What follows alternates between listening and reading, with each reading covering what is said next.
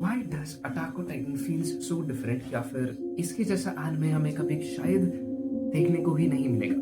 Well, attack on Titan एक ऐसा anime है जो कि अलग अलग जॉनर्स को एक्सप्लोर करता है। हमने फिक्शन की दुनिया में कितने सारे जॉनर्स के एनिमे देखे हैं, एनिमे नहीं, एनिमे छोड़ो, हमने शोज देखे हैं, मूवीज देखे हैं, बीट हॉरर, थ्रिलर, एक्शन। यार देखो, शिंगेकी नो क्योजन ना, जैसे अटैक ऑन टाइटन है, वो एक ऐसे वर्ल्ड को बताता है जिसके अंदर titans and humans they live on the same land, they live on the same ground, and वो एक साथ रहते हुए भी एक साथ बिल्कुल नहीं रहते हैं। आई मीन टाइटन्स ह्यूमंस को खाते हैं, ह्यूमंस ने अपने आप को बचाने के लिए, यानी कि अपने आप को एक्सटिंक्शन से बचाने के लिए बहुत बड़ी वॉल्स इकट्ठी खड़ी कर रखी हैं ताकि वो अपने आप को प्रोटेक्ट कर पाए। और यही वर्ल्ड बिल्डिंग है इस बेसिकली पूरे के पूरे एनिमे के, इस पूरे के पूरे फ्रेंचाइज की।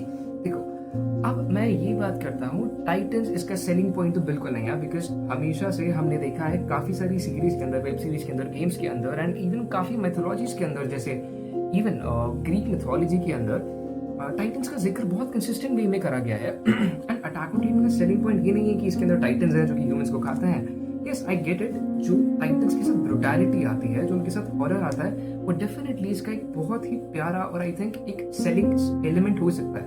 But that is not that element जो उसको बहुत ऊपर लाके खड़ा कर देता है, क्योंकि आज अटैक ऑन टाइटन खड़ा भी है, तो what is even that? I'll only say one thing, that is the story writing and the art of storytelling. जैसा इसको लिखा गया है, जैसा स्टोरी को बताया जाता है, oh my god, it's so fluid, it's so fluent, आपको फील होगा, आपको लगेगा कि that you are in the world and you are experiencing all these characters and उनके ट्रॉमा का पार्ट हो। ये हर एक कैरेक्टर की एक्सप्लोर करता है, उसकी आइडियोलॉजीज को बताता है कि कैसे उसकी आइडियोलॉजीज इम्पैक्ट डालती हैं। तो यार, जिस बंदे ने भी अटैक ऑन टाइटन को एटलीस्ट एक बार देखा है ना, उसको वो इवेंट तो याद होगा ही जब हमको ये रिवील हो जाता है कि अपने अटैक ऑन टाइटन के अंदर जिसने इस दुनिया की शुरुआत, जिसने इस कहानी की शुरुआत करी थी, colossal Titan and armour Titan, वो हमारे स्काउट्स के अंदर ही छुपे हुए हैं। राइनर भाई साहब एंड बरोडोल भाई साहब, ये दोनों ही हैं जिन्होंने प्रण लिया था कि 5 साल पहले ह्यूमैनिटी को डिस्ट्रॉय करेंगे। वॉल के अंदर होल करके टाइटन्स की एंट्री बनाई, एरन की माँ को खा लिया गया, पूरी कहानी शुरू हो गई। एज अ व्यूअर हम लोग क्या एक्सपेक्ट करते हैं कि इतना इंपॉर्टेंट प्लॉट ट्विस्ट या फिर इतना इंपॉर्टेंट रिवील स्टोरी के लिए हमको कैसे दिखाया जाएगा, कैसे परोसा जाएगा? Well, attack on Titan did it exactly opposite. Reiner the straight goes to Eren, बोलता है कि मैं आर्मर टाइटन हूँ, ये कोलोसल टाइटन है, बरोडोल भाई साहब, और हम तेरे को लेके चलते हैं हमारे चाचा, will take you to Marley and F humanity. जो लोग इस आइलैंड पे रहते हैं, एफ देम। तो वहां पे एरन का रिएक्शन देखना, उसका reaction, he is not flabbergasted, he is not shocked, he is not giving any appealing reaction. उसका रिएक्शन क्या है? What a time day it is. वो बस absurd फील कर रहा है कि ये क्या बोल रहा है, ये शायद पागल हो गया है, टाइटन्स के बीच रह रहे कि इसका दिमाग कंफ्यूज हो गया है, ये इसको पता नहीं क्या बोल रहे हैं, कुछ भी बके जा रहा है। And then it happens. The music kicks in and they transform into the Titans, and then we realize कि क्या रिवील हुआ है और वो कैसे रिवील हुआ है। ये one of the greatest examples है अटैक ऑन टाइटन का, जहाँ आपको ये बताया जाता है कि how is it different from other animes, कैसे चीज़ों को डिफरेंट लेके जाता है, देन उनको फिर भी एज करके दिखाता है। स्टोरी में आगे बढ़ते हमको बहुत सारे रिव्यूज देखने को मिलते हैं, और उसके साथ साथ हमको ये भी देखने को मिलता है कि कैसे एरन का कैरेक्टर एक बहुत बड़ा टर्न ले चुका है, कैसे फ्रॉम सेविंग ह्यूमैनिटी वो एक ऐसा इंसान बन चुका है जिसको ह्यूमैनिटी को ही खत्म करना है। वो ह्यूमैनिटी के पीछे पड़ा हुआ है कि उसको ह्यूमैनिटी को खत्म करना है except for his people. Basically उसकी थिंकिंग ये है, अगर कोई रेस ही नहीं हो तो रेसिज्म क्यों होगा? हाँ, सिंपल।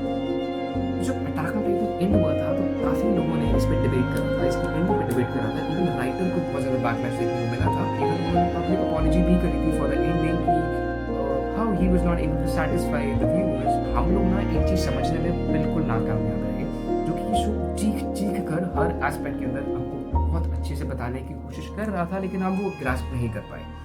जब भी हम एक्शंस लेते हैं, चाहे वो अच्छा हो चाहे वो बुरा हो, उसके रिपरकशंस हमको झेलने पड़ते हैं। वो एरन हो या फिर मिकासा हो, लेवाई हो, जीन हो, जॉन हो, आर्मन हो, हर बंदे ने अपने एक्शंस के रिपरकशंस झेले। देन एंड के अंदर जो भी एक्शंस एरन के द्वारा लिए गए, उनके रिपरकशंस हमको साफ साफ दिखाए गए हैं। एंड तुम इस चीज़ को सोच के देखो, जिस बंदे ने इस पूरी दुनिया को ऑलमोस्ट एक्सटिंक्ट करने पर छोड़ दिया है और उस एक्सटिंक्शन पे ला दिया है, वो बंदा आखिर में कैसे जी सकता है? उसको मरना पड़ेगा तभी तो वो तबाही रुकेगी ना। एंड एरन जब मरा तब वो तबाही रुकी, नहीं तो अगर वो नहीं रुकता तो पूरी दुनिया खत्म हो जाती। जब एरन ने जो भी बात लिया और जो उसके एक्शंस थे, वो एक कंप्लीटली सब्जेक्टिव मैटर है, बिकॉज कुछ लोगों के लिए he was the hero and कुछ लोगों के लिए, और या फिर मोस्ट ऑफ द पीपल के लिए ही वाज द विलन, जिसने पूरी ह्यूमैनिटी को ट्रैम्पल कर इस पूरी दुनिया को एक्सटिंक्शन के पीछे लाकर छोड़ दिया। और ऐसा ही तो आई थिंक रियल वर्ल्ड में अप्लाई हो और सम पीपल जिनके हित के लिए बहुत बड़ी-बड़ी लड़ाइयाँ लड़ी गई हैं, उन लड़ाइयों में जो भी जीता है वो उसके लिए हीरो बन के रहा है और जो भी हारा है वो उसके लिए विलन बन के रहा है और ये बेसिक रूल है। जो हमारा हीरो, जो जिसने हमको जिताया, जिसने हमको आगे बढ़वाया वो हमारा हीरो और जिसने हमको आगे मारा वो हमारा विलन।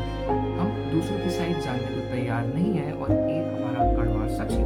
लेकिन कड़वे सच के साथ-साथ कहीं जस्टिफाई भी होता है कि एरन ने जिन लोगों की जान ली जिनका पूरी लोगों तो कोई संबंध ही नहीं था इस पूरे वॉर से, इस पूरी पॉलिटिक्स से, इस पूरी सफरिंग से, क्या वो डिज़र्व करते थे? क्या वो मरना डिज़र्व करते थे? बिल्कुल नहीं। तो बात अटकती कहाँ पर है? Was Eren right or was Eren wrong? As I said, it is completely subjective. And I think इसका end यहीं पर होना चाहिए कि Eren was right and he was wrong at the same time. And उसने जो भी actions लिए उसके अवेयर नहीं कर रहे हैं, उसके repercussions भी उसको देखने को मिले हैं, जो कि उसकी मौत हो गई, क्योंकि उसके ऊपर उसका इफेक्ट, मार्लिन्स के ऊपर उसका इफेक्ट, क्योंकि ऑलमोस्ट बचे ही नहीं है, एंडिंग्स के ऊपर उसका इफेक्ट क्या है और उसके साथ साथ वो क्या इम्पैक्ट छोड़कर जाता है वर्ल्ड के ऊपर। अब हर एक फिक्शन स्टोरी के पीछे हर एक कैरेक्टर का खुद का गोल होता है जो कि उसके बिहेवियर को जस्टिफाई करता है, क्यों भी ना करे। वो कैरेक्टर इतना ईगर है किसी चीज़ को पाने के लिए, लेकिन क्यों? क्योंकि वो उसकी आइडेंटिटी को डिफाइन करता है। गोल उसके पर्पस को, उसके उसके बिहेवियर को, उसकी ईगरनेस को, उसकी इंटेंसिटी को डिफाइन करता है कि किस हद तक जा सकता है अपने गोल्स को अचीव करने के लिए। मैं इस चीज़ को समझने के लिए let's take the example of Erwin Smith. For me, he is one of the best written characters of Attack on Titan, and he was the commander of Survey Corps. अब उसके एम्स क्या थे यार? उसका जो प्राइमरी गोल था ना, he wanted to know कि क्या सिविलाइजेशन वर्ल्ड के बाहर भी एग्जिस्ट करती है और अगर करती भी है तो क्यों गवर्नमेंट हमसे झूठ बोलते हुए आ रही है, बार बार हमको ये दिलासा देते हुए आ रही है कि जितने भी टाइटन्स हैं उस सारी सिविलाइजेशन को खत्म कर चुके हैं और जितने भी ह्यूमंस बचे हैं वो उस वर्ल्ड के अंदर ही बचे हैं। अब this goal was followed by another goal, that is to reach Eren's basement, ताकि उसको सच का पता लग पाए। लेकिन जब वो उस गोल के इतना करीब था तभी उसने अपनी मौत का सामना करा और अपनी जान न्यौछावर कर दी, उसके साथ साथ कई सारे यंग सोल्जर्स की भी, ताकि दूसरे लोग उस गोल तक पहुंच पाए। अब यार कितने सारे कैरेक्टर्स अटैक ऑन टाइटन में, हमारा मेन प्रोटैगनिस्ट एरन येगर, उसके दोस्त आर्मिन, मिकासा, फिर हांजे, जितने भी कैरेक्टर्स हैं इन सब लोगों ने एक ना एक पॉइंट पर अपने गोल्स को लेकर डिसअपॉइंटमेंट जरूर झेली है। अब एरन येगर भाई, उसका एम क्या था? He wanted to experience freedom, but उसने वो ट्रूली एक्सपीरियंस करने से पहले ही वो उसके बोझ के नीचे दबकर मर गया। Mikasa who wanted to protect Eren for the rest of her life, उसने ही उसकी जान ले ली आखिरी में उसका गला काट कर। आर्मिन, जिसको ये वर्ल्ड एक्सपीरियंस करना था पीसफुल तरीके से अपने दोस्तों के साथ, उसने ही एरन के अंदर फ्रीडम का आइडिया इम्प्लांट करा, उसको नए वर्ल्ड के बारे में बताकर, बाहर के वर्ल्ड के बारे में बताकर, which led to mass genocide। उसके बाद हांजे who loved टाइटन्स, लेकिन उसकी मौत ही टाइटन्स के हाथों द्वारा हुई है। तो हमको बताना क्या चाह रहा है? क्या हमको डिमोटिवेट करना चाहता है? बिल्कुल नहीं। बेसिकली हमको बताना चाह रहा है भाई दिस इज द रियलिटी। अगर तुम किसी चीज के लिए ट्राई करते हो, अगर तुम किसी चीज के लिए इंटेंसली ड्रिवन हो ना, तो जरूरी नहीं है कि उसके आउटकम्स तुम्हारे फेवर में ही निकले। मे बी जिस चीज के लिए तुम प्रयास कर रहे हो वो किसी और के लिए ही बनी है, या फिर जिसके लिए तुम प्रयास कर रहे हो वो तुम्हारे लिए ना बनकर तुम्हारे लिए कुछ और बेहतर इंतजार कर रहा है, जिसके लिए तुम अभी रेडी नहीं हो। अब यार इतनी डिस्कशन करने के बाद इतना तो पता लगी है कि भाई attack on Titan is one of the best animes out there और one of the best fiction shows out there. Along with that ये बहुत डिफरेंट फील होता है बिकॉज ये और नए नए जॉनर्स को एक्सप्लोर करता है, not specifically genres but realities को एक्सप्लोर करता है, जिसको हमको एक्सपीरियंस करने में भी मजा आता है शो के साथ साथ। अब पहला पॉइंट जो उसका हमने डिस्कस करा था that was the story telling which is amazing. उसके बाद इसकी आती है फोरशैडोइंग, उसके बाद इसके कैरेक्टर की आइडियोलॉजीज, एंड पता है एक ही मोमेंट नहीं है जैसे एरन, राइनर एंड बेरफोर्ड वाला हमने डिस्कस करा। देयर आर सेवरल मोमेंट्स हमने साथ में मिलकर एक्सपीरियंस करे हैं। फॉर एग्जांपल एनी का रिवील, फिर उसके बाद रंबलिंग के जो इन्होंने सीन्स दिखाए थे कि कैसे लोग मर रहे हैं, जल रहे हैं, they are begging for their lives.